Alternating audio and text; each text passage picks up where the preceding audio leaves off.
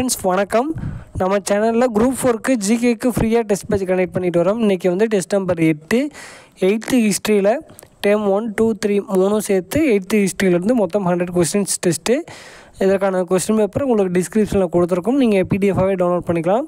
Answer கீயும் உங்களுக்கு டிஸ்கிரிப்ஷனில் பிடிஎஃபாகவே கிடைக்கும். நீங்கள் டவுன்லோட் பண்ணி ஆன்சர் கீ வச்சு செக் பண்ணிக்கோங்க. செக் பண்ணிட்டு டிஸ்கிரிப்ஷனில் ஒரு கூகுள் ஃபார்ம் லிங்க் அப்லோட் பண்ணியிருப்போம். அந்த கூகுள் ஃபார்ம் லிங்க்கில் உங்களுடைய மார்க் எவ்வளோ அப்படிங்கிறத அதில் அப்டேட் பண்ணிடுங்க. அப்டேட் பண்ணிட்டீங்க அப்படின்னா உங்களுக்கு இந்த வீக்குள்ளே இதற்கான ரேங்க் லிஸ்ட் கொடுத்துருவோம். நீங்கள் என்ன ப்ளேஸில் இருக்கீங்க அப்படின்னு தெரிஞ்சுக்கலாம். ஓகேங்களா?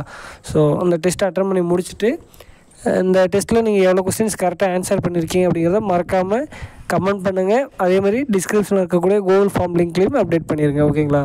நீங்கள் எந்தளவுக்கு டெஸ்ட் அட்டன் பண்ணுறீங்களோ அதேமாதிரி அந்த மார்க் அப்லோட் பண்ணுங்கள். அப்போ எவ்வளோ பேர் டெஸ்ட் அட்டன் பண்ணுறீங்க, என்ன ரேங்கில் இருக்கீங்க அப்படிங்கிறது தெரிஞ்சுக்க முடியும். ஓகேங்களா? ஸோ மறக்காமல் டிஸ்கிரிப்ஷனில் இருக்கக்கூடிய கூகுள் ஃபார்ம் லிங்க்கில் உங்களுடைய மார்க்கை அப்டேட் பண்ணிடுங்க.